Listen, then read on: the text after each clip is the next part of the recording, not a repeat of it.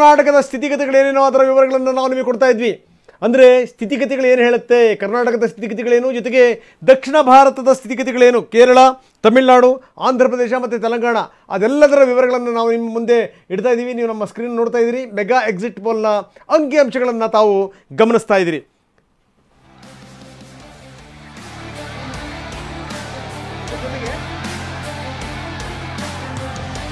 S, ಬನ್ನಿ ಇದ್ರ ಬಗ್ಗೆ ಮಾತಾಡೋಣ. ಗೆಸ್ಟ್ಗಳು ಕೂಡ ನಮ್ಮ ಜೊತೆಗೆ ಜಾಯ್ನ್ ಆಗ್ತಾ ಇದ್ದಾರೆ. ಪ್ರಮೋದ್, ಮುಂದುವರಿಸಿ. ರೈಟ್, ಋಷಿಕೇಶ್ ಅವರೇ ತಾವೇನು ಹೇಳ್ತೀರಾ? ಋಷಿಕೇಶ್ ಅವರು ಈ ಅಂಕಿಅಂಶಗಳನ್ನು ನೋಡ್ತಾ ಇರೋ, ಪ್ರಮುಖವಾಗಿ ದಕ್ಷಿಣ ಭಾರತದ ಅಂಕಿಅಂಶಗಳನ್ನು ನೋಡ್ತಾ ಇರೋ. ಬಹುಶಃ ದಕ್ಷಿಣ ಭಾರತ ಆರಂಭದಿಂದಲೂ ಕೂಡ ಬಹುಶಃ ಕಾಂಗ್ರೆಸ್ನ ಮತ್ತು ಇಂಡಿಯಾ ಒಕ್ಕೂಟದ ಒಂದು ಗಟ್ಟಿನೆಲ್ಲ ಈ ಒಂದು ಭಾಗದಲ್ಲಿ ಪರ್ಫಾರ್ಮ್ ಮಾಡುವಂಥದ್ದು BJP ಕೂಡ ದೊಡ್ಡ ಸವಾಲಿನ ವಿಚಾರ. ಬಹುಶಃ ಎಲ್ಲರೂ ಒಂದು ಕಡೆಗೆ ಮೇಲುಗೈ ಸಾಧಿಸಬೇಕು ಅನ್ನುವಂಥದ್ದಿದ್ದರೆ ಕಾಂಗ್ರೆಸ್ಗೆ ಈ ಒಂದು ಭಾಗದಲ್ಲಿ ದಕ್ಷಿಣ ಭಾರತದಲ್ಲಿ ಒಳ್ಳೆ ಫಲಿತಾಂಶವನ್ನು ಎಕ್ಸ್ಪೆಕ್ಟ್ ಮಾಡ್ಬೋದಾ? ಈಗ ನೋಡಿ, ಇದಕ್ಕೆ ಸ್ವಲ್ಪ ಹಿನ್ನೆಲೆ ತಿಳ್ಕೊಳ್ಳೋಣ. ಭಾರತದ ಪಾರ್ಲಿಮೆಂಟ್ನಲ್ಲಿರುವ 545 ಅಥವಾ 543 ಸೀಟ್ಸ್ ಇದೆಯಲ್ಲ, ಅದರಲ್ಲಿ ಸುಮಾರು 145 ಸೀಟ್ ಮಾತ್ರ ದಕ್ಷಿಣ ಭಾರತದಲ್ಲಿದೆ, ಸುಮಾರು 400 ಸೀಟು ಉತ್ತರ ಭಾರತದಲ್ಲಿದೆ. ಆಲ್ರೆಡಿ BJP ಅವರಿಗೆ ಉತ್ತರ ಭಾರತದಲ್ಲಿ ಅಪ್ಪರ್ ಹ್ಯಾಂಡ್ ಇತ್ತು. BJPಗೆ ಹೆಚ್ಚಿನ ಸಂಖ್ಯೆ ಬಂದಿರುವ ದಕ್ಷಿಣ ಭಾರತದ ಏಕೈಕ ರಾಜ್ಯ ಅಂದರೆ ಕರ್ನಾಟಕ ಮಾತ್ರ. ಈ ಕಾರಣದಿಂದನೋ ಅಥವಾ ಕ್ಲರಿಕಲ್ ಮಿಸ್ಟೇಕಿಂದನೋ ಏನೋ ಪ್ರಶಾಂತ್ ಕಿಶೋರ್ ಅವರು ಕರ್ನಾಟಕವನ್ನು ಉತ್ತರ ಭಾರತದಲ್ಲಿ ಸೇರಿಸಿಬಿಟ್ಟಿದ್ದಾರೆ ಅವರ ಅನಾಲಿಸಿಸಲ್ಲಿ. ಇರಲಿ, ಅದು ಬೇರೆ ವಿಷಯ. ಇದು ಒಂದು ಹಿನ್ನೆಲೆ. ಎರಡನೇದು ಹಿನ್ನೆಲೆ, ಎಲ್ಲರೂ ಅಂದರೆ BJPಯ ನಾಯಕರು ಮತ್ತು ಪ್ರಶಾಂತ್ ಕಿಶೋರ್ ಅವರು ಮತ್ತು ಕೆಲವು ಇಂಡಿಪೆಂಡೆಂಟ್ ಜರ್ನಲಿಸ್ಟ್ ಅಂತ ನಾವೇನು ಕರಿತೇವೆ ಅವರು ದಕ್ಷಿಣ ಭಾರತ ಮತ್ತು ಪೂರ್ವ ಭಾರತ ಇಲ್ಲಿ BJP ಸಂಖ್ಯೆ ಜಾಸ್ತಿ ಆಗ್ತದೆ, ಉತ್ತರ ಭಾರತದಲ್ಲಿ ಏನಿದೆ ಅದೇ ಕಂಟಿನ್ಯೂ ಆಗ್ತದೆ ಅಥವಾ ಇನ್ನೂ ಜಾಸ್ತಿ ಆಗ್ಬೋದು ಅಂತ ಮಾತಾಡ್ತಾ ಇದ್ರು. ಅಮಿತ್ ಶಾ ಅವರು ಸಹಿತ ಈ ಮಾತು ಹೇಳಿದರು. ಇನ್ಫ್ಯಾಕ್ಟ್ ಪ್ರಶಾಂತ್ ಕಿಶೋರ್ ಅವರು ಚೆನ್ನೈ ಕಾನ್ಪುರ್ ಲೈನ್ ಅಂತ ಒಂದು ಪದ ಬಳಸಿದ್ರು. ಅಂದರೆ ನೀವು ಮದ್ರಾಸ್ನಿಂದ ಕಾನ್ಪುರಿಗೆ ಒಂದು ಭಾರತದ ಭೂಪಟದ ಮೇಲೆ ಲೈನ್ ಹಾಕಿದ್ರೆ ಅಲ್ಲಿ ಒಂದು ಲೈನ್ ಕಾಣ್ತದೆ. ಒಂದು ಲೈನ್ ಕಾಣ್ತದೆ. ಆ ಚೆನ್ನೈ ಕಾನ್ಪುರ್ ಲೈನಿನ ಕೆಳಗೆ ಮತ್ತು ಬಲಗಡೆಗೆ ಓಕೆ ನಮ್ಮ BJP ಸಂಖ್ಯೆ ಜಾಸ್ತಿ ಆಗ್ತದೆ ಅಂತ ಅವ್ರು ಹೇಳಿದ್ರು.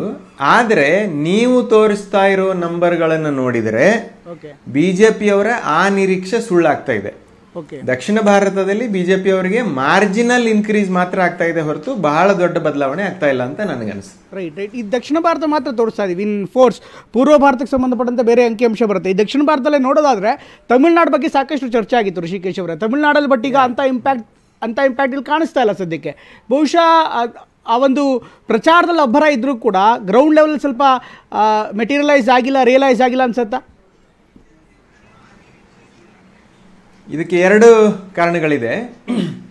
ತಮಿಳುನಾಡು ಅದರ ಸಂಸ್ಕೃತಿ ಮತ್ತು ರಾಜಕೀಯ ಸಂಸ್ಕೃತಿ ಅಂದರೆ ಸಾಮಾನ್ಯ ಸಂಸ್ಕೃತಿ ಮತ್ತು ರಾಜಕೀಯ ಸಂಸ್ಕೃತಿ ಇದೆಯಲ್ಲ, ಭಾರತದ ಎಲ್ಲ ರಾಜ್ಯಗಳಿಗೂ ಭಿನ್ನವಾಗಿದೆ.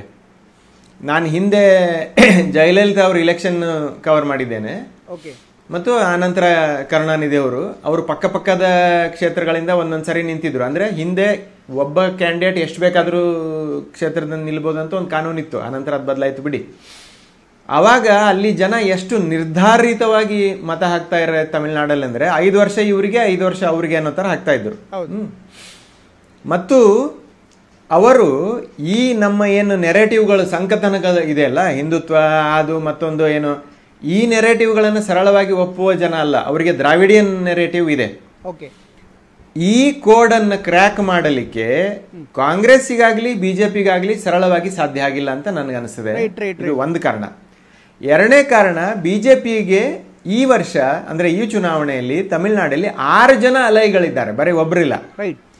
ಆ 6 ಜನ ಅಲೈಗಳು ಸೇರಿಯೂ ಅವರ ಪರ್ಫಾರ್ಮೆನ್ಸ್ ಅಷ್ಟೊಂದು ಚೆನ್ನಾಗಿ ಕಾಣ್ತಾ ಇಲ್ಲ ಅಂತ ನಿಮ್ಮ ನಂಬರಿಂದ ಅನಿಸ್ತಾ ಇದೆ. ರೈಟ್. ನಿಮ್ಮ ಜೊತೆಗೆ ಇನ್ನಷ್ಟು ಮಾತಾಡ್ತೀನಿ, ಸಾಕಷ್ಟು ಬೇರೆ ಬೇರೆ ರಾಜ್ಯಗಳ ವಿವರಗಳನ್ನ ಕೂಡ ಕೊಡ್ತೀನಿ. ನಾವು ಆರಂಭದಲ್ಲೇ ಹೇಳ್ತಾ ಇದ್ವಿ, ದೇಶ ಗೆಲ್ಲಬೇಕು ಅಂತ ಅಂದ್ರೆ ಉತ್ತರ ಪ್ರದೇಶ ಗೆಲ್ಲುವಂಥದ್ದು ಎಷ್ಟು ಅತಿ ಮುಖ್ಯನೋ, ದೆಹಲಿಯಲ್ಲಿ ಒಳ್ಳೆ ಪರ್ಫಾರ್ಮೆನ್ಸ್ ಮಾಡುವಂಥದ್ದು ಕೂಡ ಅಷ್ಟೇ ಮುಖ್ಯ ಅಂತ ಹೇಳಿ. ಯಾಕಂದ್ರೆ ದೆಹಲಿಯ ಜನರ ನಾಡಿಮಿಡಿತ ಹೇಗಿದೆ ಅದನ್ನ ಅರ್ಥಕೊಂಡು ಒಳ್ಳೆ ಸ್ಪರ್ಧೆ ಮಾಡಿ ಹೆಚ್ಚಿನ ಸೀಟ್ಗಳನ್ನ ಗೆದ್ರೆ ದೇಶದ ಒಂದು ನಾಡಿಮಿಡಿತ ಅರ್ಥ ಆಗಿ ದೇಶದಲ್ಲಿ ಚುಕ್ಕಾಣಿ ಹಿಡಿಯೋಕ್ಕೂ ಕೂಡ ಒಂದು ಅವಕಾಶ ಅನ್ನುವಂಥ ರೀತಿಯಾಗಿ ವಿಶ್ಲೇಷಣೆಗಳನ್ನು ಗಮನಿಸ್ತಾ ಇದ್ವಿ.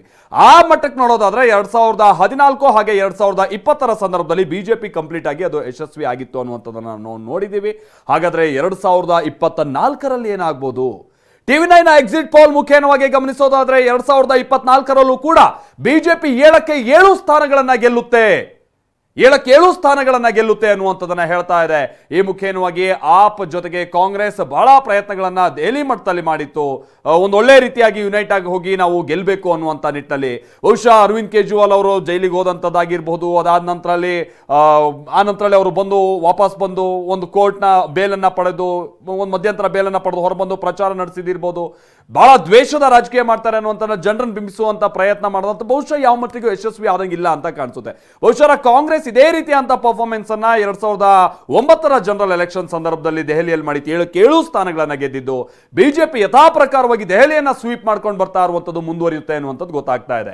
ಇಂಟ್ರೆಸ್ಟಿಂಗ್ಲಿ ರಾಜಸ್ಥಾನದ ರಿಸಲ್ಟ್ ಅನ್ನ ಈ ಬಾರಿ ನಾವು ನೋಡೋದಾದ್ರೆ ಬಿಜೆಪಿಗೆ ಕೊಂಚ ಹಿನ್ನಡೆ ಆದಂತಹ ರೀತಿಯಾಗಿ ಕಂಡು ಬರ್ತಾ ಇದೆ. ಯಾಕಂದ್ರೆ 25 ಕ್ಷೇತ್ರಗಳ ಪೈಕಿ 2019ರಲ್ಲಿ 24 ಕ್ಷೇತ್ರಗಳನ್ನ ಗೆಲ್ಲುವಂತ ನಿಟ್ಟಿನಲ್ಲಿ ಬಿಜೆಪಿ ಯಶಸ್ವಿ ಆಗಿತ್ತು. ಆದ್ರೆ ಬಹುಶಃ ಈ ಬಾರಿ ಬಿಜೆಪಿ 20ಕ್ಕಿಂತ ಕಮ್ಮಿ ಅಂತಂದ್ರೆ 19ಕ್ಕೆ ಮಾತ್ರ ಸೀಮಿತ ಆಗಬಹುದು ಅಂತ ಕಾಣಿಸುತ್ತೆ ರಾಜಸ್ಥಾನದಲ್ಲಿ ಬಿಜೆಪಿಯ ಪರ್ಫಾರ್ಮೆನ್ಸ್. ಕಾಂಗ್ರೆಸ್ ಈ ಬಾರಿ ಕಳೆದ ಬಾರಿ ಒಂದು ಕ್ಷೇತ್ರವನ್ನ ಗೆಲ್ಲೋದಕ್ಕೆ ಸಾಧ್ಯ ಆಗಿರಲಿಲ್ಲ. ಬಿಜೆಪಿಯ ಅಂಗ ಪಕ್ಷ ಅಥವಾ ಮೈತ್ರಿ ಪಕ್ಷ ಕಳೆದ ಬಾರಿ ಗೆದ್ದು 25ಕ್ಕೆ 25 ಸ್ವೀಪ್ ಅಂತ ಹೇಳ್ಬೋದು NDA. ಬಟ್ ಈ ಬಾರಿ ಬಿಜೆಪಿ 19 ಸ್ಥಾನ ಗೆದ್ರೆ ಕಾಂಗ್ರೆಸ್ 4 ಸ್ಥಾನಗಳನ್ನ ಗೆಲ್ಬಹುದು. ಇನ್ನು ಇತರ ಪಕ್ಷ ಅಂತ ನೋಡಿದಂತ ಸಂದರ್ಭದಲ್ಲಿ ರಾಜಸ್ಥಾನದಲ್ಲಿ 2 ಸ್ಥಾನಗಳ ತನಕ ಗೆಲ್ಲೋಕೆ ಅವಕಾಶ ಇದೆ ಅನ್ನುವಂಥದ್ದು ನಮ್ಗಿಲ್ಲಿ ಗೊತ್ತಾಗ್ತಾ ಇದೆ. ಇದೇ ರಿಸಲ್ಟ್ ಅನ್ನ ನಾವು ಏನಾದರೂ ಎಂಡ್ ರಿಸಲ್ಟ್ ಅಥವಾ ಫೈನಲ್ ರಿಸಲ್ಟ್ ಇದೇ ಪ್ರಕಾರವಾಗಿ ಬರ್ಬೋದು ಅಂತ ಅಂದ್ರೆ ಬಿಜೆಪಿಗೆ ರಾಜಸ್ಥಾನದ ಮಟ್ಟಿಗೆ ಹೇಳೋದಾದ್ರೆ NDA ಮೈತ್ರಿಕೂಟಕ್ಕೆ 6 ಸ್ಥಾನಗಳ ಹೊಡೆತ ಬೀಳುತ್ತೆ ಅನ್ನುವಂಥದ್ದು ರಾಜಸ್ಥಾನದ ಮಟ್ಟಿಗೆ ನಮಗೆ ಗೊತ್ತಾಗ್ತಾ ಇದೆ. ಮತ್ತೇನು ಮಧ್ಯಪ್ರದೇಶ ಅಗೈನ್ ಈ ಬಾರಿ ಮಧ್ಯಪ್ರದೇಶವನ್ನ ಬಿಜೆಪಿ ಸ್ವೀಪ್ ಮಾಡಬಹುದು ಅನ್ನುವಂಥ ರೀತಿಯಾಗಿ ರಿಸಲ್ಟ್ ಅನ್ನ ನಾವು ಗಮನಿಸ್ತಾ ಇದ್ದೀವಿ. ವಿಧಾನಸಭಾ ಚುನಾವಣೆಯಲ್ಲಿ ಯಾವ ಮಟ್ಟಿಗೆ ಮಧ್ಯಪ್ರದೇಶದಲ್ಲಿ ಬಿಜೆಪಿ ಪರ್ಫಾರ್ಮ್ ಮಾಡಿತ್ತೋ ಅದೇ ರೀತಿಯಾದಂಥ ಪರ್ಫಾರ್ಮೆನ್ಸ್ ಅನ್ನ ಲೋಕಸಭಾ ಚುನಾವಣೆಯ ಸಂದರ್ಭದಲ್ಲೂ ಕೂಡ ಮಾಡಿ 29 ಸ್ಥಾನಗಳನ್ನ ಗೆಲ್ಲೋದಕ್ಕೆ ಅವಕಾಶ ಇದೆ ಅನ್ನುವಂಥದ್ದನ್ನ 29ಕ್ಕೆ 29 ಅನ್ನುವಂಥದ್ದನ್ನ ನಾವಿಲ್ಲಿ ನೋಡ್ತಾ ಇದ್ವಿ. ಶಿವರಾಜ್ ಸಿಂಗ್ ಚೌಹಾಣ್ ಅವರನ್ನು ಕೂಡ ಈ ಬಾರಿ ವಿಶೇಷವಾಗಿ ಅವರನ್ನು ಕೂಡ ಲೋಕಸಭಾ ಅಖಾಡಕ್ಕೆ ಇಳಿಸಿ ಹೊಸ ಪ್ರಯತ್ನಗಳನ್ನ ಮಧ್ಯಪ್ರದೇಶದ ಚುನಾವಣೆಯ ಸಂದರ್ಭದಲ್ಲಿ ಬಿಜೆಪಿ ಮಾಡ್ತಾ ಇದ್ದಂಥದ್ದನ್ನ ನಾವು ನೋಡಿದ್ದೀವಿ. ವಿಧಾನಸಭಾ ಚುನಾವಣೆಯ ಫಲಿತಾಂಶ ಬಂದಂತಹ ನಂತರದಲ್ಲಿ ಬಹಳಷ್ಟು ಪ್ರಯೋಗಾತ್ಮಕವಾದಂತಹ ನಿರ್ಧಾರಗಳನ್ನ ಬಿಜೆಪಿಯಲ್ಲಿ ಕೈಗೊಂಡಿತ್ತು. ಅದು ಬಹುಶಃ ಲೋಕಸಭಾ ಚುನಾವಣೆಯ ಗೆಲುವಿನ ಓಟಕ್ಕೆ ಯಾವುದೇ ರೀತಿಯಂತಹ ಹೊಡೆತ ಬಹುಶಃ ಮಧ್ಯಪ್ರದೇಶಕ್ಕೆ ಸಂಬಂಧಪಟ್ಟಂಗೆ ಬೀಳಂಗ್ ಕಾಣ್ತಾ ಇಲ್ಲ. ಯಾಕಂತ ಅಂದ್ರೆ ಬಿಜೆಪಿ 29 ಸ್ಥಾನಗಳನ್ನ ಗೆಲ್ಲುವಂತ ಒಂದು ಮುನ್ಸೂಚನೆಯಲ್ಲಿ ಸಿಗ್ತಾ ಇದೆ.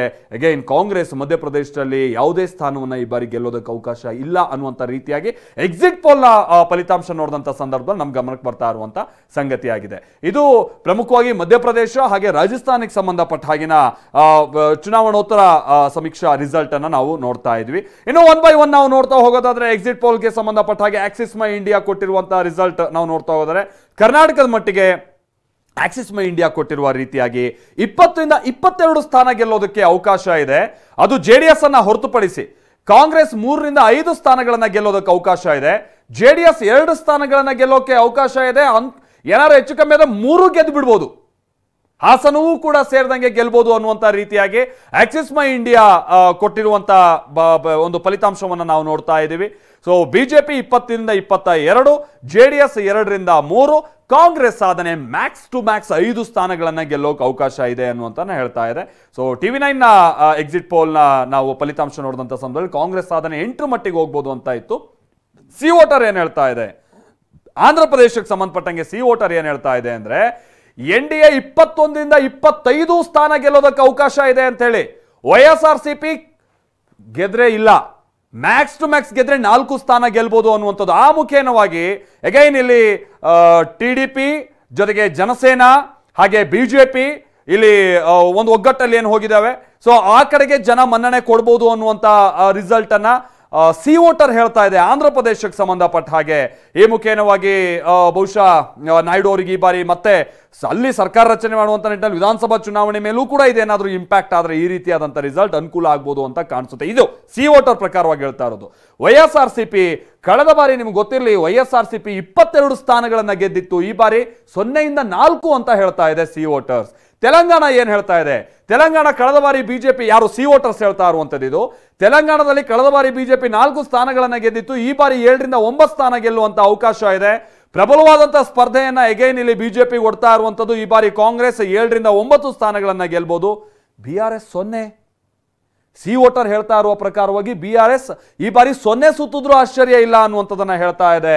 ಹಾಗೆ ಅದರ್ಸ್ 1 ಅನ್ನುವಂಥದ್ದನ್ನ ಇಲ್ಲಿ ತೋರಿಸ್ತಾ ಇದೆ. ನಿಮ್ಗೆ ಗೊತ್ತಿರಲಿ, ಕಳೆದ ಬಾರಿ BRS 9 ಸ್ಥಾನಗಳನ್ನ ಗೆದ್ದಿತ್ತು. ಈಗ ಯಾವ ಮಟ್ಟಕ್ಕೆ ತೆಲಂಗಾಣದಲ್ಲಿ BRS ಅದು ಕೊಲ್ಯಾಪ್ಸ್ ಆಗ್ತಾ ಇದೆ ಅಂತ ಅಂದ್ರೆ, ಸಿ ವೋಟರ್ಸ್ ಹೇಳ್ತಾ ಇರುವಂತಹ ಸಮೀಕ್ಷೆ ಪ್ರಕಾರವಾಗಿ ಲೋಕಸಭಾ ಚುನಾವಣೆಯಲ್ಲಿ BRS ನ ಪರ್ಫಾರ್ಮೆನ್ಸ್ 0ಗೆ ಇಳಿದ್ರೂ ಆಶ್ಚರ್ಯ ಇಲ್ಲ ಅಂತ ಹೇಳ್ತಾ ಇದೆ. ಇನ್ನು ಕಾಂಗ್ರೆಸ್ 7ರಿಂದ 9 ಸ್ಥಾನ ಗೆಲ್ಲೋದಕ್ಕೆ ಅವಕಾಶ ಇದೆ ಅಂತ ಹೇಳ್ತದೆ. ಕಳೆದ ಬಾರಿ ಕಾಂಗ್ರೆಸ್ ಅಲ್ಲಿ 3 ಸ್ಥಾನಗಳನ್ನ ಗೆದ್ದಿತ್ತು, ಈ ಬಾರಿ 9 ಸ್ಥಾನ ಗೆಲ್ಬಹುದು ಅಂತೇಳಿ. ಆಮೇಲೆ 4 ಸ್ಥಾನ ಗೆದ್ದಿದ್ದಂತ ಬಿಜೆಪಿನೂ ಕೂಡ 9 ಗೆಲ್ಲೋದಕ್ಕೆ ಅವಕಾಶ ಇದೆ ಅಂತೇಳಿ. ಇನ್ನು ತೆಲಂಗಾಣಕ್ಕೆ ಬಿಜೆಪಿ ಓಕೆ, ಇದು ತಮಿಳುನಾಡಿಗೆ ಸಂಬಂಧಪಟ್ಟಂಗೆ ಆಕ್ಸಿಸ್ ಮೈ ಇಂಡಿಯಾ ಕೊಟ್ಟಿರುವಂತ ರಿಸಲ್ಟ್ ಏನು, DMK 20ರಿಂದ 22 ಸ್ಥಾನಗಳನ್ನ ಗೆಲ್ಬಹುದು ಅನ್ನುವಂತ ಹೇಳ್ತಾ ಇದೆ. ಕಳೆದ ಬಾರಿ ಚುನಾವಣೆ ಸಂದರ್ಭದಲ್ಲಿ DMK 24 ಸ್ಥಾನಗಳನ್ನ ಗೆದ್ದಿತ್ತು, ಕೊಂಚ ಡೌನ್ ಆಗ್ಬೋದು ಅಂತೇಳಿ. ಏನೋ ಅದರ ಮೈತ್ರಿ ಪಕ್ಷ ಆಗಿರುವಂತಹ ಕಾಂಗ್ರೆಸ್ 6ರಿಂದ 8 ಸ್ಥಾನ ಗೆಲ್ಬಹುದು ಅಂತ ಹೇಳ್ತಾ ಇದೆ. ಆಲ್ಮೋಸ್ಟ್ TV9 ಎಕ್ಸಿಟ್ ಪೋಲ್ ಕೂಡ ಈ ರಿಸಲ್ಟ್ ಅನ್ನ ಕೊಟ್ಟಿದೆ, ನಾವು ನೋಡ್ತಾ ಇದೀವಿ. ಕಳೆದ ಬಾರಿ ಕೂಡ 8 ಸ್ಥಾನಗಳನ್ನ ಗೆದ್ದಿತ್ತು ಕಾಂಗ್ರೆಸ್ ತಮಿಳುನಾಡಿನಲ್ಲಿ, ಈ ಸಲ 6ರಿಂದ 8 ಅಂತೇಳಿ. ಅಗೇನ್ ಬಿಜೆಪಿ ಇಲ್ಲಿ 1ರಿಂದ 3 ಅನ್ನುವಂಥದ್ದನ್ನ ಹೇಳ್ತಾ ಇದೆ. ಈಗ TV9 ಎಕ್ಸಿಟ್ ಪೋಲ್ನ ಸಂದರ್ಭದಲ್ಲಿ 2 ಸ್ಥಾನ ಮ್ಯಾಕ್ಸಿಮಮ್ ಗೆಲ್ಲೋದಕ್ಕೆ ಅವಕಾಶ ಇದೆ ಅನ್ನುವಂಥದ್ದಿತ್ತು ತಮಿಳುನಾಡಿನಲ್ಲಿ. ಆಕ್ಸಿಸ್ ಮೈ ಇಂಡಿಯಾ ಹೇಳ್ತಾ ಇರುವ ಪ್ರಕಾರವಾಗಿ 1ರಿಂದ 3 ಸ್ಥಾನ ಗೆಲ್ಲೋದಕ್ಕೆ ಅವಕಾಶ ಇದೆ ಅನ್ನುವಂಥನ್ನ ಹೇಳ್ತಾ ಇದೆ. ಕಳೆದ ಬಾರಿ ತಮಿಳುನಾಡಿನಲ್ಲಿ ಬಿಜೆಪಿ ಒಂದೇ ಒಂದು ಸ್ಥಾನವನ್ನು ಗೆದ್ದಿರಲಿಲ್ಲ. 2014ರಲ್ಲಿ ನಾವು ಕನ್ಯಾಕುಮಾರಿಯಲ್ಲಿ 1 ಸ್ಥಾನವನ್ನು ಬಿಜೆಪಿ ಗೆದ್ದಿದ್ದನ್ನ ಬಿಟ್ಟರೆ ಕಳೆದ ಬಾರಿ ಖಾತೆ ತೆರೆಯೋಕೆ ಅವಕಾಶ ಆಗಿರಲಿಲ್ಲ. ಬಟ್ ಈ ಬಾರಿ ಬಹುಶಃ ನಿಖರವಾಗಿ ಈ ಬಾರಿ ಖಾತೆ ತೆರೆಯುತ್ತೆ ಮತ್ತೆ ಅನ್ನುವಂಥದ್ದನ್ನ ಹಲವು ಸಮೀಕ್ಷೆಗಳು ಮೇಲಿನ ಮೇಲೆ ಒತ್ತು ಹೇಳ್ತಾ ಇದೆ. ಅದು ಎಷ್ಟು ಸೀಟ್ ಅನ್ನುವಂತ ನೋಡ್ಬೇಕಿದೆ. ಕೆಲವು 2 ಅಂತ ಇವೆ, ಕೆಲವು 1ರಿಂದ 3 ಅಂತ ಇವೆ. ಇನ್ನು ಅದರ್ಸ್ ಅಂತ ಬಂದಂಥ ಸಂದರ್ಭದಲ್ಲಿ ನಾವು ಮೇನ್ಲಿ AIADMKನ ಅಲ್ಲಿ ಪರಿಗಣಿಸಬಹುದಾಗಿದೆ ಅಂತ ಕಾಣಿಸುತ್ತೆ. ಬಹುಶಃ ಮತ್ತೆ ಈ ಬಾರಿ ಹೇಳೋದಕ್ಕೆ ಸಾಧ್ಯ ಆಗ್ತಾ ಇಲ್ಲ. ನೋಡಿ, 2014ರ ಸಂದರ್ಭದಲ್ಲಿ 36 ಸ್ಥಾನಗಳನ್ನು ಗೆದ್ದಂತಹ AIADMKಗೆ ಆ ನಂತರದಲ್ಲಿ ಸಾಧ್ಯ ಆಗ್ತಾ ಇದೆ. ಸ್ವೀಪ್ ಮಾಡಿತ್ತು AIADMK 2014ರ ಸಂದರ್ಭದಲ್ಲಿ. ಸೊ ಈಗ ಸಾಧ್ಯ ಆಗ್ತಾ ಇಲ್ಲ ಹೇಳೋದಕ್ಕೆ. ಸೊ ಇನ್ನು ಸಿ ವೋಟರ್ ಕೇರಳ ಏನ್ ಹೇಳ್ತಾ ಇದೆ, NDA ಮೈತ್ರಿಕೂಟ 1ರಿಂದ 3 ಸ್ಥಾನಗಳನ್ನ ಗೆಲ್ಬಹುದು. UDF ಅಂದ್ರೆ ಕಾಂಗ್ರೆಸ್ ನೇತೃತ್ವದ ಮೈತ್ರಿಕೂಟ ಏನು ಕೇರಳದಲ್ಲಿ ನಾನು ಮೊದಲೇ ಹೇಳ್ದಂಗೆ UDF LDF ಇವ್ರದೇ ಎಲ್ಲ ಸಂದರ್ಭದಲ್ಲೂ ಕೂಡ ಅಲ್ಲಿ ಪ್ರಬಲವಾದಂಥ ಜಿದ್ದಾಜಿದ್ದಿ ನಡೆಯುವಂಥದ್ದು. ಈ ಬಾರಿ UDF 17ರಿಂದ 19 ಸ್ಥಾನ ಗೆಲ್ಬಹುದು. LDF ನ ಸಾಧನೆ ಈ ಬಾರಿ 0 ಆಗ್ಬೋದು. ಆಮೇಲೆ ಅದರ್ಸ್ ಓಕೆ, NDA ಅಲ್ಲೂ ಕೂಡ ನೋಡಿ, NDA ಅಂದ್ರೆ ಬಿಜೆಪಿ ನೇತೃತ್ವದ ಮೈತ್ರಿಕೂಟ ಸಿ ವೋಟರ್ಸ್ ಕೂಡ ಹೇಳ್ತಾ ಇದೆ 1ರಿಂದ 3 ಸ್ಥಾನವನ್ನ ಗೆಲ್ಬಹುದು ಅನ್ನುವಂಥ ನಿಟ್ಟಿನಾಗಿ. ಕಳೆದ ಬಾರಿ ಶೂನ್ಯವನ್ನ ಸುತ್ತಿತ್ತು ಕೇರಳದಲ್ಲಿ. ನಾವು NDA ಮೈತ್ರಿಕೂಟಕ್ಕೆ ಸಂಬಂಧಪಟ್ಟ ಹಾಗೆ ಅಥವಾ ಬಿಜೆಪಿಗೆ ಸಂಬಂಧಪಟ್ಟಂಗೆ ಪ್ರಮುಖವಾಗಿ ನೋಡೋದಾದ್ರೆ ಈ ಬಾರಿ ಖಾತೆ ತೆರೆಯೋಕೆ ಅವಕಾಶ ಇದೆ ಅನ್ನುವಂತ ನೋಡ್ತಾ ಇದೀವಿ. ಸೊ NDA ಮೈತ್ರಿಕೂಟ 1ರಿಂದ 3 ಸ್ಥಾನ ಗೆಲ್ಬಹುದು ಅಂತ ಸಿ ವೋಟರ್ಸ್ ಹೇಳ್ತಾ ಇದೆ. ಎಲ್ಲಿ? ಕೇರಳದಲ್ಲಿರುವಂತಹ ಸ್ಥಾನಗಳೆಷ್ಟು? 20. ರಾಹುಲ್ ಗಾಂಧಿ ಅವರು ಸ್ಪರ್ಧೆ ಮಾಡ್ತಾ ಇರುವಂಥ ವಯನಾಡು ಕೂಡ ಸೇರಿದ ಹಾಗೆ ಒಟ್ಟು 20 ಕ್ಷೇತ್ರಗಳು ಕೇರಳದಲ್ಲಿರುವಂಥದ್ದು. ಕಾಂಗ್ರೆಸ್ಗೆ ಅನುಕೂಲ ಇದೆ ಅನ್ನುವಂಥದ್ದು ಈ ಬಾರಿಯೂ ಕೂಡ ಕೇರಳದಲ್ಲಿ ಅನುಕೂಲ ಇದೆ ಅನ್ನುವಂಥದ್ದು ನಾವು ಗಮನಿಸ್ತಾ ಇದ್ದೀವಿ. ಕಳೆದ ಬಾರಿ ಅವರು 16 ಸ್ಥಾನಗಳು ಗೆದ್ದಂಥವ್ರು, 15 ಸ್ಥಾನದಲ್ಲಿ ಗೆದ್ದಂಥವ್ರು ಈ ಬಾರಿ ತಮ್ಮ ಬಲವನ್ನು ಸ್ವಲ್ಪ ಹೆಚ್ಚಿಸಿಕೊಳ್ಳೋಕೆ ಅವಕಾಶ ಇದೆ ಅಂತ ಕಾಣಿಸುತ್ತೆ ಕೇರಳದಲ್ಲಿ. ಸೊ ಇದು ದಕ್ಷಿಣ ಭಾರತಕ್ಕೆ ಸಂಬಂಧಪಟ್ಟಾಗಿನ ಬೇರೆ ಬೇರೆ ಏಜೆನ್ಸಿಗಳು ಕೊಡ್ತಾ ಇರುವಂಥ ಎಕ್ಸಿಟ್ ಪೋಲ್ ಫಲಿತಾಂಶವನ್ನು ನಾವು ನೋಡ್ತಾ ಇದ್ದೀವಿ. ಬಹಳ ದೊಡ್ಡ ಡಿಫರೆನ್ಸ್ ಅನ್ನುವಂಥದ್ದು ಏನು ನಮಗೆ ಕಂಡು ಬರ್ತಾ ಇಲ್ಲ. ಹಾಗೆ ಇನ್ನು ಜನ್ ಕಿ ಬಾತ್ ನ ಎಕ್ಸಿಟ್ ಪೋಲ್ ಅನ್ನ ನಾವು ಗಮನಿಸ್ತಾ ಹೋಗೋದಾದ್ರೆ NDA ಈ ಬಾರಿ 375 ಸ್ಥಾನಗಳನ್ನ ಗೆಲ್ಬಹುದು ಅನ್ನುವಂತ ನಿರೀಕ್ಷೆಯನ್ನ ಇಡ್ತಾ ಇದೆ. 375. ಇಂಡಿಯಾ ಮೈತ್ರಿಕೂಟ 151 ಸ್ಥಾನಗಳಿಗೆ ಮಾತ್ರ ಈ ಬಾರಿ ತೃಪ್ತಿಯನ್ನ ಪಡೆದುಕೊಳ್ಳಬಹುದು ಅಂತ ಹೇಳಿ. ಅದರ್ಸ್ ಅನ್ನುವಂಥದ್ದು ಬಂದಂತ ಸಂದರ್ಭದಲ್ಲಿ 15 ಸ್ಥಾನ. ಆ ಮುಖೇನವಾಗಿ ನೋಡೋದಾದ್ರೆ ಕಳೆದ ಬಾರಿ ಬಿಜೆಪಿ ಪಡೆದಂಥದ್ದು 303 ಸ್ಥಾನಗಳು. ಆಮೇಲೆ NDA ಅಂತ ನೋಡಿದಂಥ ಸಂದರ್ಭದಲ್ಲಿ 50 ಸ್ಥಾನ ಅವರ ಮಿತ್ರ ಪಕ್ಷಗಳು ಗೆದ್ದಿದ್ದು. ಹೀಗಾಗಿ 353 ಸ್ಥಾನಗಳನ್ನ NDA ಗೆದ್ದಿತ್ತು. ಈ ಬಾರಿ ಅದಕ್ಕಿಂತ ಮಿಗಿಲಾದಂತಹ ಸಾಧನೆಯನ್ನ ಮಾಡಬಹುದು. 375 ಸ್ಥಾನಗಳನ್ನ ಗೆಲ್ಲೋದಕ್ಕೆ ಅವಕಾಶ ಇದೆ ಅಂತೇಳಿ ಜನ್ ಕಿ ಬಾತ್ ಹೇಳ್ತಾ ಇದೆ. ನಿಮ್ಗೆ ಗೊತ್ತಿರಲಿ, ಕೇಂದ್ರದಲ್ಲಿ ಸರ್ಕಾರ ರಚನೆ ಮಾಡಬೇಕಾದಂತ ಸಂದರ್ಭದಲ್ಲಿ ಮ್ಯಾಜಿಕ್ ನಂಬರ್ 272 ಅದನ್ನ ಮೀರಿ ಸುಮಾರು 103 ಸ್ಥಾನಗಳನ್ನ ಗೆಲ್ಲೋದಕ್ಕೆ ಅವಕಾಶ ಇದೆ ಅನ್ನುವಂಥದ್ದನ್ನ ಜನ್ ಕಿ ಬಾತ್ ಹೇಳ್ತಾ ಇದೆ. ಈಗ ತಾನೇ ಮೇಲಿನ ಮೇಲೆ ರಂಗನಾಥ್ ಅವರು ಹೇಳ್ತಾ ಇದ್ದ ಹಾಗೆ ಇದು ಎಕ್ಸಿಟ್ ಪೋಲ್, ಎಕ್ಸಾಕ್ಟ್ ಪೋಲ್ ಅಲ್ಲ. ಬಟ್ 375 ಅಂತಾನೆ ಸ್ವಲ್ಪ ಆಚೆ ಈಚೆ ಆದ್ರೂ ಕೂಡ ಬಹುಶಃ ಬಹುಮತಕ್ಕೇನು ಸಮಸ್ಯೆ ಇಲ್ಲ ಅನ್ನುವಂಥ ರೀತಿಯಾಗಿ ಕಂಡು ಬರ್ತಾ ಇದೆ. ಇನ್ನು ಲೋಕ್ಪಾಲ್ ಎಕ್ಸಿಟ್ ಪೋಲ್ ಏನ್ ಹೇಳ್ತಾ ಇದೆ, NDA ಮೈತ್ರಿಕೂಟ 325ರಿಂದ 335 ಸ್ಥಾನವನ್ನ ಗೆಲ್ಬಹುದು ಅನ್ನುವಂತ ಒಂದು ಆ ಮುಖ್ಯವಾಗಿ ಬಹುಶಃ 2014ರ ಸಾಧನೆ ಏನಿತ್ತು ಅದಕ್ಕೆ ಹತ್ತಿರವಾದಂತಹ ಸಾಧನೆಯನ್ನ ಬಿಜೆಪಿ ನೇತೃತ್ವದ NDA ಮಾಡಬಹುದು ಅಂತ. ಇಂಡಿಯಾ ಮೈತ್ರಿಕೂಟ 156ರಿಂದ 165 ಸ್ಥಾನ ಗೆಲ್ಲೋದಕ್ಕೆ ಅವಕಾಶ ಇದೆ ಅಂತ ಈಗ ತಾನೇ ಇಂಡಿಯಾ ಮೈತ್ರಿಕೂಟದ ಚೇರ್ಪರ್ಸನ್ ಕೂಡ ಆಗಿರುವಂತಹ ಮಲ್ಲಿಕಾರ್ಜುನ ಖರ್ಗೆ ಅವರು ಹೇಳ್ತಾ ಇದ್ರು. 295 ಸ್ಥಾನಗಳನ್ನ ನಾವು ಗೆಲ್ತೀವಿ ಅನ್ನುವಂತಾನೆ ಹೇಳ್ತಾ ಇದ್ರು. ಬಹುಶಃ ಆ ಮಟ್ಟಿಗಿನ ಸಾಧನೆ ಈಗ ನೋಡ್ತಾ ಇರುವಂತಹ ಎಕ್ಸಿಟ್ ಪೋಲ್ ನ ಸಮೀಕ್ಷೆಯಲ್ಲಿ ನಮಗೆ ಗೊತ್ತಾಗ್ತಾ ಇಲ್ಲ. ಇಂಡಿಯಾ ಮೈತ್ರಿಕೂಟದ ಸಾಧನೆ 156ರಿಂದ 165 ಆಗ್ಬೋದು.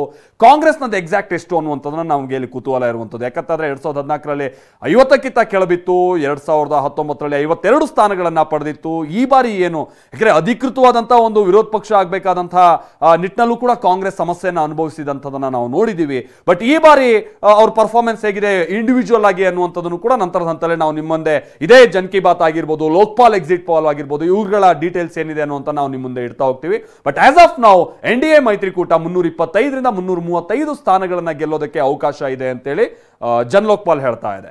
ಏನು ನ್ಯೂಸ್ ಎಕ್ಸ್ ಎಕ್ಸಿಟ್ ಪೋಲ್ ಏನ್ ಹೇಳ್ತಾ ಇದೆ ಇದು ಕೂಡ ಅಷ್ಟೇ. ಇಂಡಿಯಾ ಮೈತ್ರಿಕೂಟ 371 ಸ್ಥಾನವನ್ನ NDA ಮೈತ್ರಿಕೂಟ 371 ಸ್ಥಾನವನ್ನ ಗಳಿಸೋದಕ್ಕೆ ಹತ್ತತ್ರ ಬರೋದಕ್ಕೆ ಅವಕಾಶ ಇದೆ ಅನ್ನುವಂತಾನೆ ಹೇಳ್ತಾ ಇದೆ. ಇಂಡಿಯಾ ಮೈತ್ರಿಕೂಟದ ಸಾಧನೆ ಅಗೈನ್ 150 ದಾಟ್ತಾ ಇಲ್ಲ, 125ಕ್ಕೆ ಅವರ ಸಾಧನೆ ಸೀಮಿತ ಆಗ್ಬೋದು ಅಂತ. ಅದರ್ಸ್ ಅಂತ ಬಂದಂತ ಸಂದರ್ಭದಲ್ಲಿ 47 ಸ್ಥಾನಗಳನ್ನ ಗೆಲ್ಲೋದಕ್ಕೆ ಅವಕಾಶ ಇದೆ ಅನ್ನುವಂಥದ್ದನ್ನ ಯಾರು ನ್ಯೂಸ್ ಎಕ್ಸ್ ಎಕ್ಸಿಟ್ ಪೋಲ್ ಇಲ್ಲಿ ಹೇಳ್ತಾ ಇರುವಂತದನ್ನ ನೋಡ್ತಾ ಇದ್ದು. ಆ ಮುಖ್ಯವಾಗಿ 400 ಪಾರ್ ಅನ್ನುವಂತ ಮೇಲಿನ ಮೇಲೆ ಚುನಾವಣೆಗಿಂತ ಮುನ್ನ ಒಂದು ನರೇಟಿವ್ ಫಿಕ್ಸ್ ಮಾಡುವಂತ ಬಿಜೆಪಿಯ ಪ್ರಯತ್ನ ಏನಿತ್ತು ಬಹುಶಃ ಹತ್ತಿರ ಆ ಸಾಧನೆ ಹೋಗ್ತಾ ಇದೆ. ಇದೇನಾದ್ರೂ ಫೈನಲ್ ರಿಸಲ್ಟ್ ಆದ್ರೆ ನಾವು ಮೊದಲೇ ಹೇಳಿದಾಗೆ 2014 ಹಾಗೆ 2019ಕ್ಕಿಂತನೂ ಮಿಗಿಲಾದಂತ ಸಾಧನೆಯನ್ನ ಈಗ NDA ಮೈತ್ರಿಕೂಟಕ್ಕೆ ಬಹುಶಃ ಈ ಬಾರಿಯ ಚುನಾವಣೆಯಲ್ಲಿ ಮಾಡೋದಕ್ಕೆ ಅವಕಾಶ ಇದೆ ಅಂತ ಕಾಣಿಸುತ್ತೆ. ಹಾಗೆ PMARQ ಎಕ್ಸಿಟ್ ಪೋಲ್ ನ ಪ್ರಕಾರವಾಗಿ ಇಲ್ಲೂ ಕೂಡ ಅಷ್ಟೇ ಬಿಜೆಪಿ 359 ನಂಬರ್ಸ್ ಅನ್ನ ಪಡೆಯೋದಕ್ಕೆ ಅವಕಾಶ ಇದೆ ಅಂತ ಹೇಳ್ತಾ ಇದೆ. ಅಗೈನ್ ಇದು ಕೂಡ ಬಹುಮತಕ್ಕಿಂತ ಬಹಳ ದೊಡ್ಡ ಹೆಚ್ಚಿನ ಮಾರ್ಜಿನ್ ಅನ್ನ ಬಿಜೆಪಿ ಪಡೆಯೋಕೆ ಅವಕಾಶ ಇದೆ ಅಂತ ಹೇಳಿ ಬಿಜೆಪಿ ಅಂತ ಅಂದ್ರೆ NDA ಮೈತ್ರಿಕೂಟಕ್ಕೆ ಪಡೆಯೋದಕ್ಕೆ ಅವಕಾಶ ಇದೆ ಅಂತ ಹೇಳಿ ಇಂಡಿಯಾ ಮೈತ್ರಿಕೂಟ ಸಾಧನೆ ಅಗೈನ್ ಇಲ್ಲೂ ಕೂಡ 154ರ ಆಸುಪಾಸು ಇರಬಹುದು ಅನ್ನುವಂಥದ್ದನ್ನ PMARQ ಎಕ್ಸಿಟ್ ಪೋಲ್ ಹೇಳ್ತಾ ಇದೆ. ಅದರ್ಸ್ ಅಂತ ಬಂದಂತಹ ಸಂದರ್ಭದಲ್ಲಿ 30 ಸ್ಥಾನಗಳಲ್ಲಿ ಅವರಿಗೆ ಗೆಲ್ಲೋದಕ್ಕೆ ಅವಕಾಶ ಇದೆ ಅನ್ನುವಂಥದ್ದನ್ನ PMARQ ಹೇಳ್ತಾ ಇದೆ.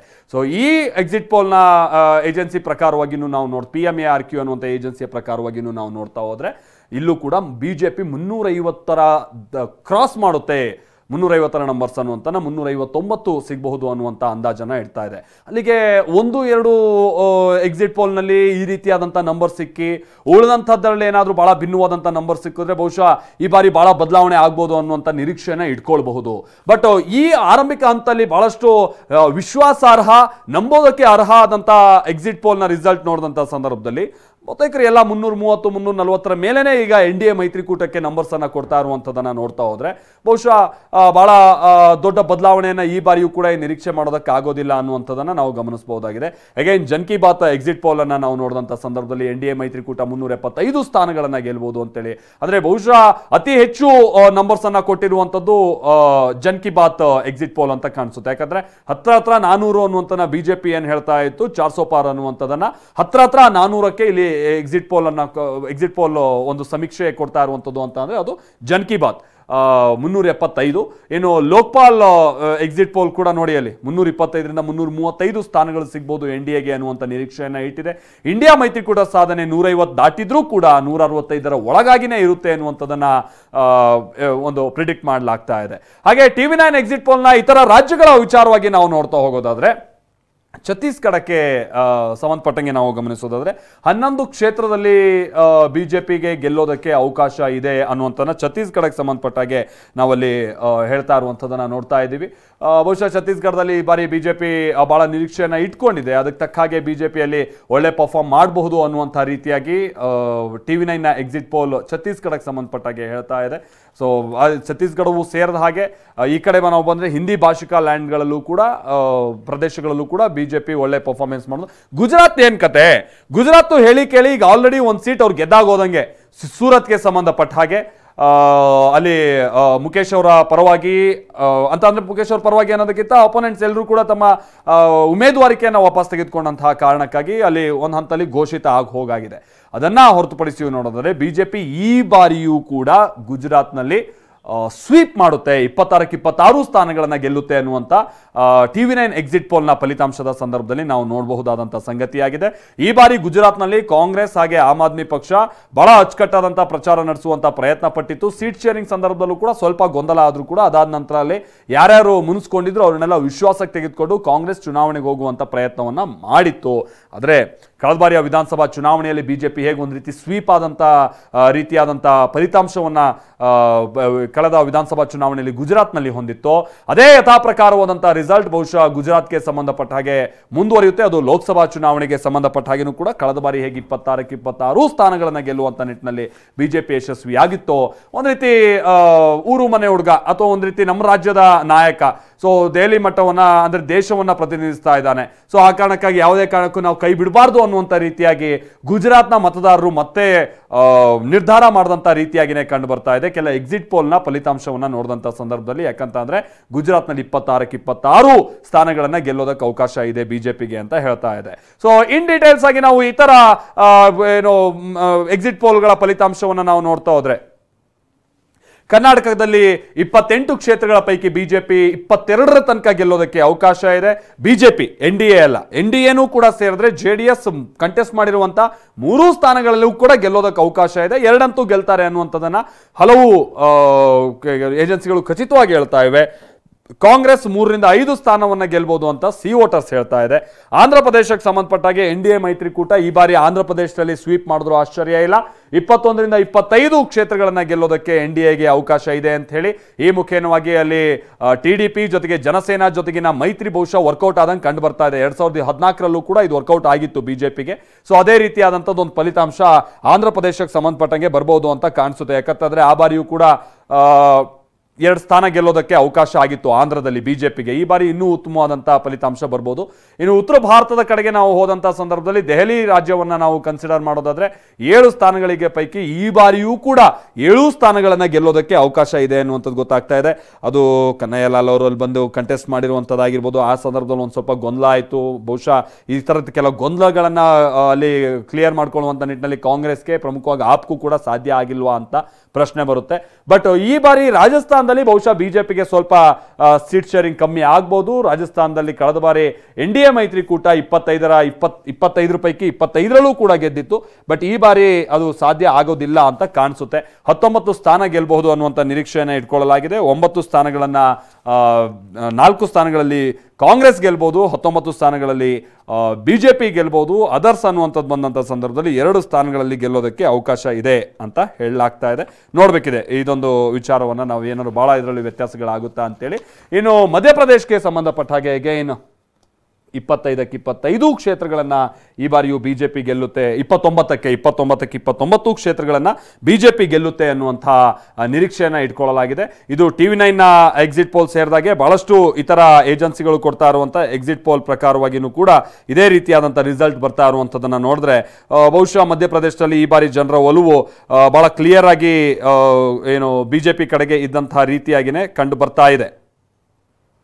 ಇನ್ನು ಛತ್ತೀಸ್ಗಢಕ್ಕೆ ಸಂಬಂಧಪಟ್ಟ ಹಾಗೆ ಇರುವಂತಹ ಕ್ಷೇತ್ರಗಳು 11ಕ್ಕೆ 11 ಕೂಡ ಬಿಜೆಪಿನೇ ಈ ಬಾರಿ ಗೆಲ್ಲಬಹುದಾದಂಥ ಚಾನ್ಸಸ್ ಇದೆ ಅನ್ನುವಂಥದ್ದು ಗೊತ್ತಾಗ್ತಾ ಇದೆ. ಈ ಮುಖೇನವಾಗಿ ಛತ್ತೀಸ್ಗಢವು ಕೂಡ ಒಂದು ಹಂತದಲ್ಲಿ ಬಿಜೆಪಿಯ ಕಂಪ್ಲೀಟ್ ಆಗಿ ಬಿಜೆಪಿ ಪರವಾಗಿ ಈ ಬಾರಿ ಇದ್ದಂತಹ ರೀತಿಯಾಗಿ ಕಂಡು ಬರ್ತಾ ಇದೆ. ಕಾಂಗ್ರೆಸ್ ಅಲ್ಲಿ ಬಹಳಷ್ಟು ಪ್ರಯತ್ನಗಳನ್ನು ಮಾಡಿದೆ ಈ ಬಾರಿ ಖಾತೆ ತೆರೆಯುವಂಥ ನಿಟ್ಟಿನಲ್ಲಿ. ಬಹುಶಃ ಅದು ಸಾಧ್ಯ ಆಗೋದಿಲ್ಲ ಅಂತ ಕಾಣಿಸುತ್ತೆ. ಕಳೆದ ಬಾರಿ 9 ಸ್ಥಾನಗಳನ್ನು ಗೆದ್ದಿತ್ತು ಛತ್ತೀಸ್ಗಢದಲ್ಲಿ ಬಿಜೆಪಿ. ಈ ಬಾರಿ ಅದನ್ನ 11ಕ್ಕೆ ಏರಿಕೆ ಆಗುತ್ತೆ ಅನ್ನುವಂಥದ್ದು, ಅಂದ್ರೆ ಸ್ವೀಪ್ ಮಾಡುತ್ತೆ ಹೇಗೆ ಅನ್ನುವಂಥದ್ದನ್ನ. ಕಳೆದ ಬಾರಿ ಇಲ್ಲಿ UPA 2 ಸ್ಥಾನ ಗೆಲ್ಲೋದಕ್ಕೆ ಅವಕಾಶ ಆಗಿತ್ತು ಛತ್ತೀಸ್ಗಢದಲ್ಲಿ, ಬಟ್ ಈ ಬಾರಿ ಸಾಧ್ಯ ಆಗಲ್ಲ ಅಂತೇಳಿ. ಇನ್ನು ಗುಜರಾತ್ಗೆ ಸಂಬಂಧಪಟ್ಟಂಗೆ ಅಗೈನ್ ಈ ಬಾರಿಯೂ ಕೂಡ 100ಕ್ಕೆ 100 ಆಲ್ ಔಟ್ ಅನ್ನೋ ರೀತಿಯಾಗಿದೆ ಕಾಂಗ್ರೆಸ್ನ ಸನ್ನಿವೇಶ ಅಂತ ಕಾಣಿಸುತ್ತೆ. ಯಾಕಂದ್ರೆ ಈ ಬಾರಿ ಅವರಿಗೆ ಏನು ಗೆಲ್ಲೋದಕ್ಕಲ್ಲಿ ಅವಕಾಶ ಇಲ್ಲ ಅನ್ನುವಂಥ ಎಕ್ಸಿಟ್ ಪೋಲ್ ರಿಸಲ್ಟ್ ಹೇಳ್ತಾ ಇದೆ. ಬಿಜೆಪಿ ನಾನು ಮೊದಲೇ ಹೇಳಿದಾಗೆ ರಾಜ್ಯದ ನಾಯಕ, ದೇಶವನ್ನ ಪ್ರತಿನಿಧಿಸ್ತಾ ಇದ್ದಾರೆ, 3ನೇ ಬಾರಿ ಪ್ರತಿನಿಧಿಸೋಕೆ ಅವಕಾಶ ಇದೆ, ಹೀಗಾಗಿ ಬಿಟ್ಕೊಡ್ಬಾರ್ದು ಅನ್ನುವಂಥ ರೀತಿಯಾಗಿ ಗುಜರಾತ್ನ ಜನರ ಮನೋಭಾವನೆ ಇದ್ದಂಥ ರೀತಿಯಾಗಿ ಕಂಡು ಬರ್ತಾ ಇದೆ.